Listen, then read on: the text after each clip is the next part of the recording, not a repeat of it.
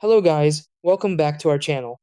If you're setting up your MSI Mag B650 Tomahawk Wi-Fi and wondering how to connect the Wi-Fi cable or antenna properly, don't worry, it's actually very simple. Many users get confused because this motherboard uses external Wi-Fi antennas instead of a traditional cable connection, and if it's not installed correctly, you might get weak or no signal.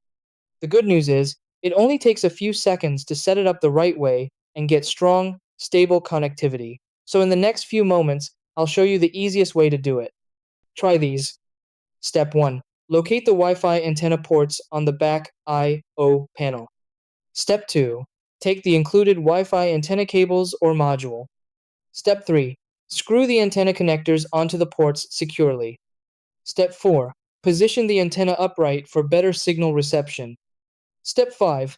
Turn on your PC and connect to Wi-Fi from network settings.